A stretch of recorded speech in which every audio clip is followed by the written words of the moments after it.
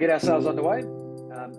First thing I'd just like to say is that we do have the opportunity to ask questions of our guest or anything around the topic as we go through this. You'll see a little Q&A button down the bottom there, so feel free to put your questions in, and when we get to the end of the conversation, we'll aim to kind of jump to some of those questions. But I'd like to kick this off, firstly, just by reminding you of the topic. So we're joined by Spire Maritime here today, and we're looking at how position validation is changing the insights and analysis of AIS. And I'm very lucky to be joined today by Marek Puch, who's a senior product manager at Spire Maritime. And he's got a pretty interesting background, actually. So being a senior product manager at Spire Global is one sort of interesting feather in his cap, but he's also got a background in being a navigation officer on gas tankers. So combining some of those essential data and insights from maritime domain awareness and things that he's doing product-wise at Spire with some actual real-world experience of navigating gas tankers, which is a pretty unique place to be coming from. So welcome, Marek. Thank you for joining us. How's everything in your neck of the woods? All right, thank you, Matt, and thanks for that kind of introduction. And thank you for having us on this panel and as part of Operation TS. And I'm excited to talk about what we do at Spire, and looking forward to your questions. Awesome.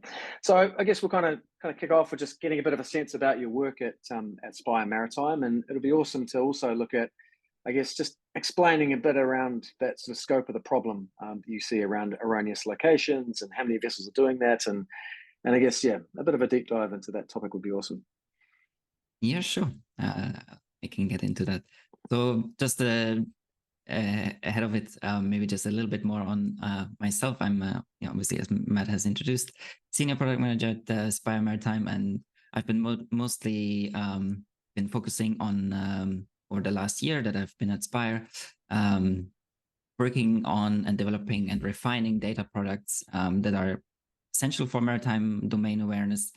And we encompass, and the work it encompasses mostly AIS, but we also have a diverse portfolio of other products that are kind of complementary to AIS for the most part, and are either kind of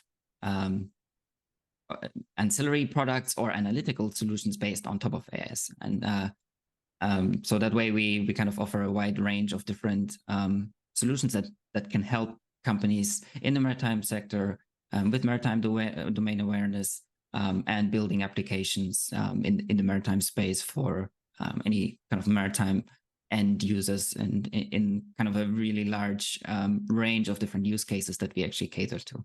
And not really limited to any specific sector, so we are quite widely set up.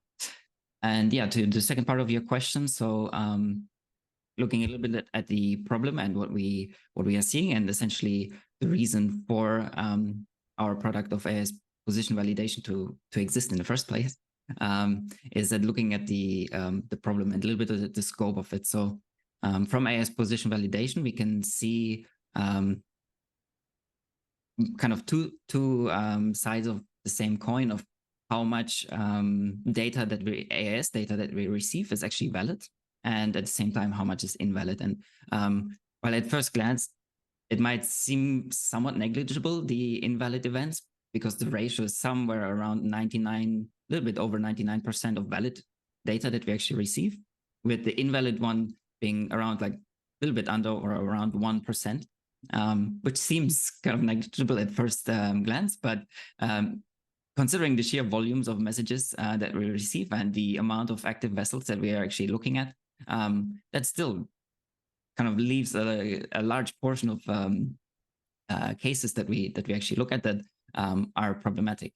So to better understand this kind of the scope and what that 1% essentially means, in AIS Position Validation in the product, we break it down into kind of a few different categories.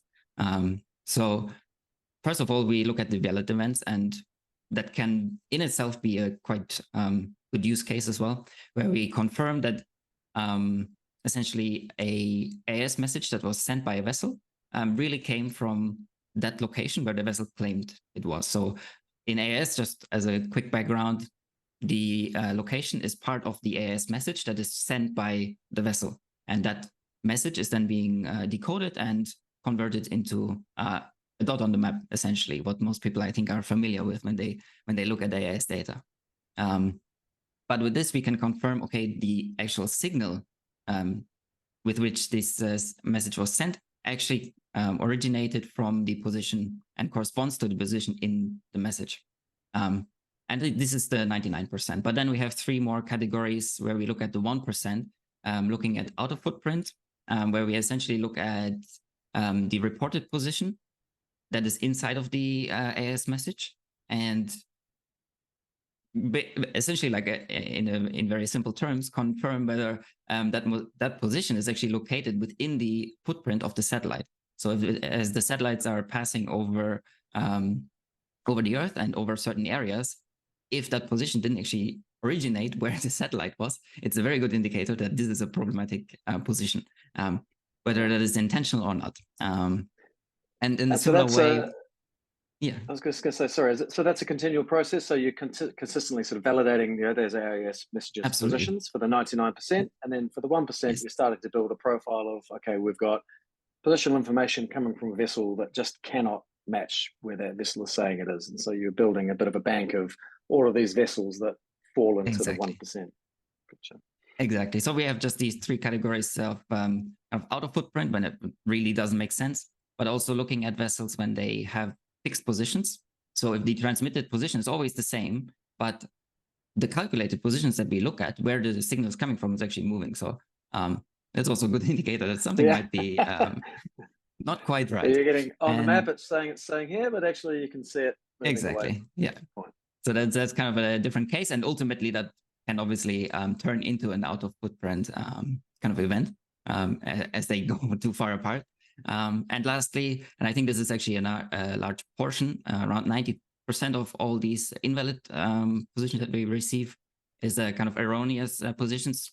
We just call them basically 180, 191, because that's the error code. That's the default value in AIS if there's no GPS position included in the message or transmitted correctly. So these can kind of highlight either cases where the GPS malfunctioned, or maybe in some cases might have been intentionally unplugged or something like that. But in this case, there's no valid GPS position in the AIS message, so you would not be able to track the vessel.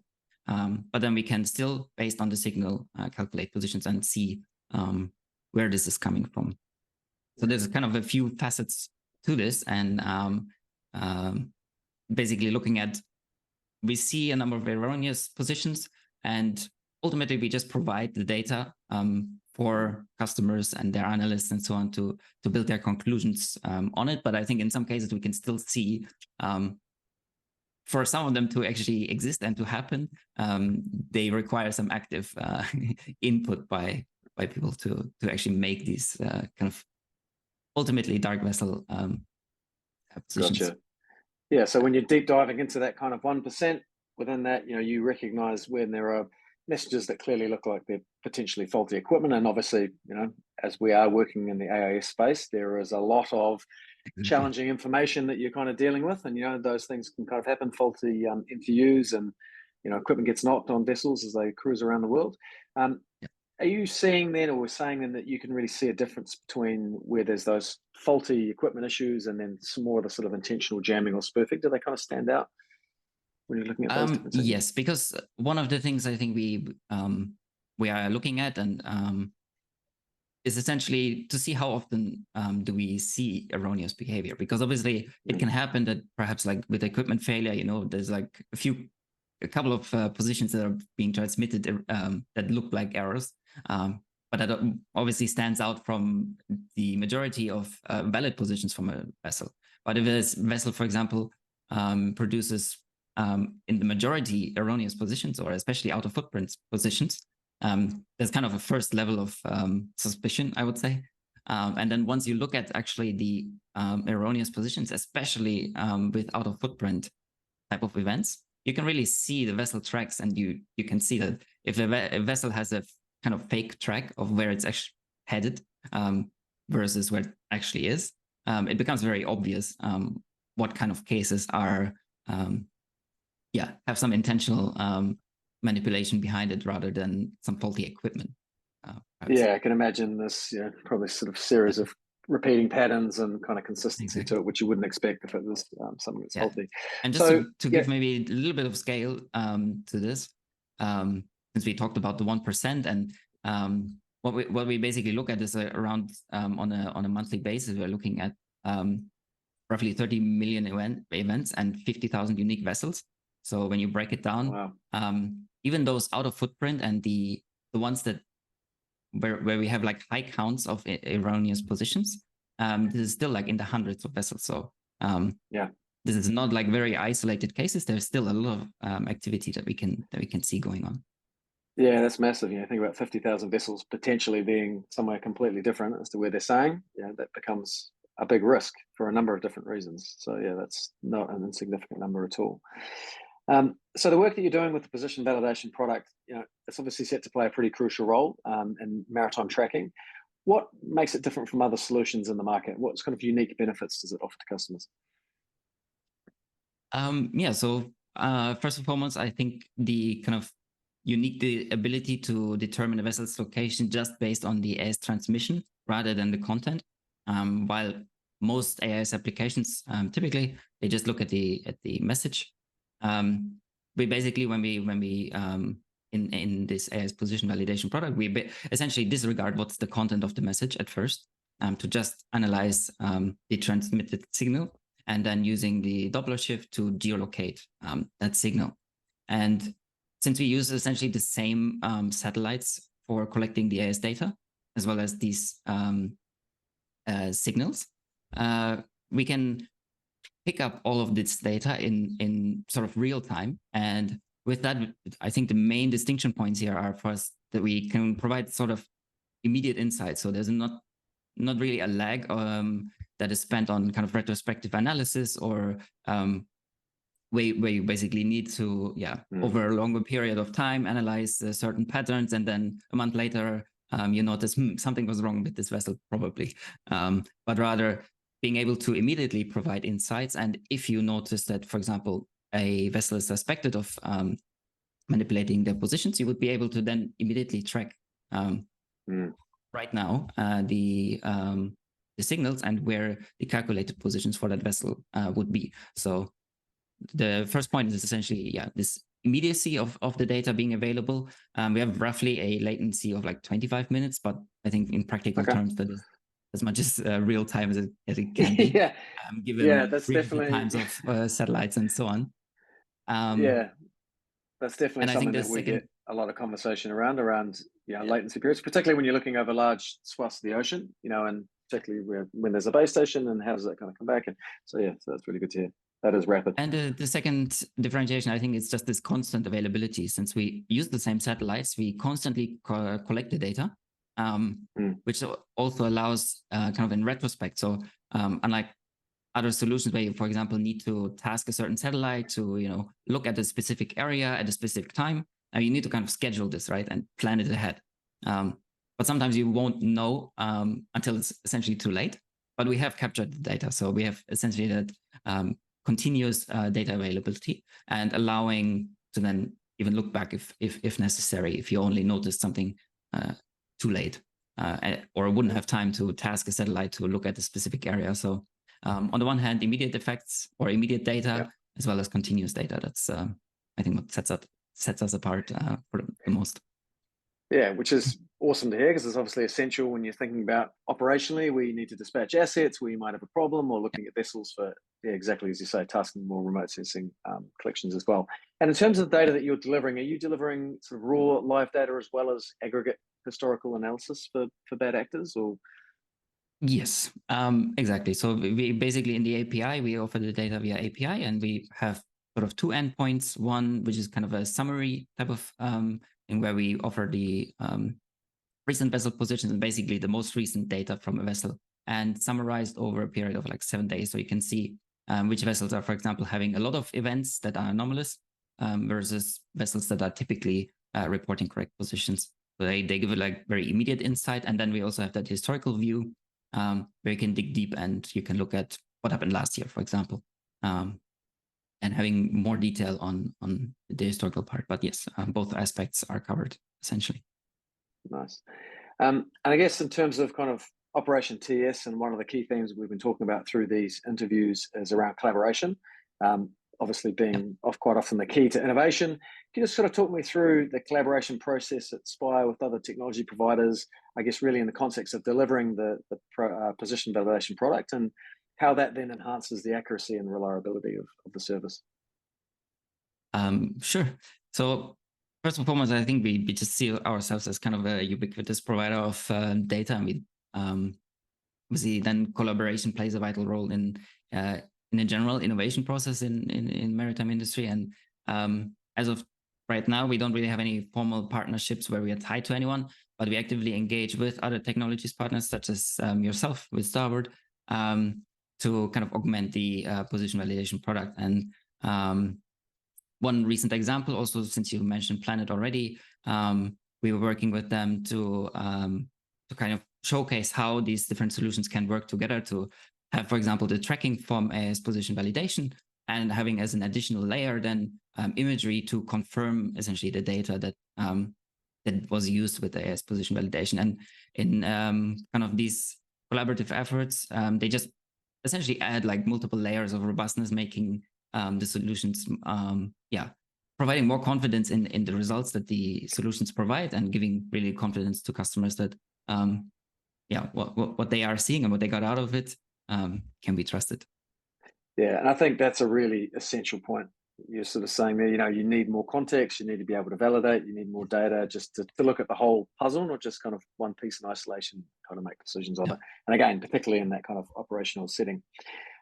So kind of looking ahead, I guess, and where we're kind of going with this from a kind of Spire perspective, even in the last couple of years that I've sort of been talking to people in this space, there's been loads of advancements in satellite technology and new providers and new options and new methods and new analytics. What's the developments and features do you find most exciting in the future of the position validation product? What's coming next with it? Yeah, sure. So I think in general, we see a lot of potential. I think that comes with the product as it already stands. But I think based on feedback we've heard so far, and in general, what we try to achieve, what we look for the most is kind of expanding the coverage and ensuring a more reliable service in all parts of the world. Because we already have a kind of global coverage, but because of how it works, there can be sometimes small gaps and so on. And this is essentially where we really want to strengthen the product to make sure that at essentially every corner of the world, we always have positions and can always validate the data or track vessels that are spoofing their positions, as well as kind of additional features that add to the product to make it a little bit more usable. For example, a kind of risk score to allow categorization of vessels, to say, okay, these vessels, even with a simple API call, to just say, okay, this vessel is typically transmitting a lot of erroneous positions, so therefore the risk score would be a little bit higher versus a vessel that is 99% of the time transmitting only valid positions, right? So providing a little bit analytical layers on top of it, as well as just making the service the way it is more reliable and increasing the coverage. Yeah, awesome. And so just thinking back to your former career on gas tankers, and now thinking about your kind of role at Spire, where do you see the role of data analytics and technology addressing some of those challenges around oil smuggling in the maritime space? Are there any sort of new solutions or approaches that are being explored by the team at Spire that may be very applicable to Operation TS and what we're sort of looking at around this oil smuggling issue?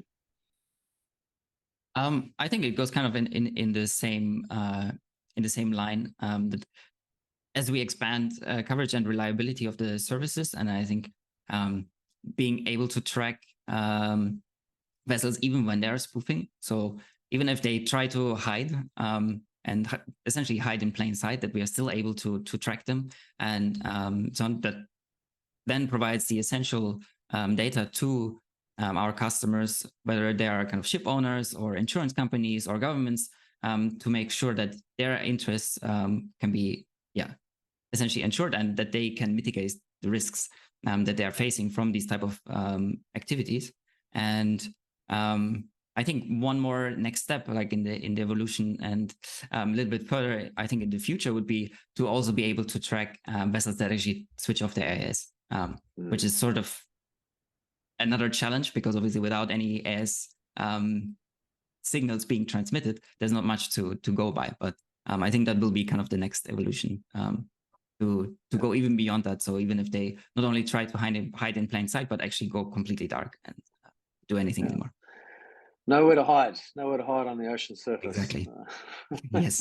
Brilliant. Well, just lastly then, I guess with a focus around Operation TS, and again, really looking forward to working closely with you guys at the open operation that we'll be running next week as part of the Pacific presence. Are there any sort of things that you and the team are hoping to kind of learn from this experience of working with other technology providers in an operational setting? So it's like we're pulling together an Operation TS. Yeah. Absolutely. So obviously we want to kind of share as much of and provide insights into the solution that we offer, but mainly with the goal to see how are people looking at it and how are people intending to perhaps use it, maybe a few use cases that we haven't considered.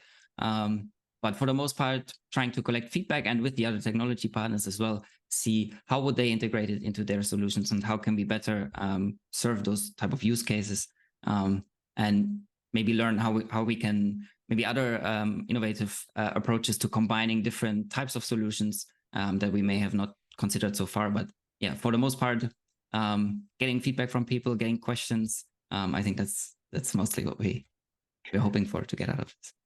Yeah, I agree. It's going to be a really valuable opportunity to learn and work out how these kind of emerging technologies can collaborate and really look at some interesting use cases. And I'm sure there'll be some more ideas and feedback and insights and use cases that will kind of come out of the live operation as well. So awesome stuff. Well, we've kind of reached our time now. We've just run a little bit over, so I'll open the floor if there are any questions. Do just bang them into the Q&A.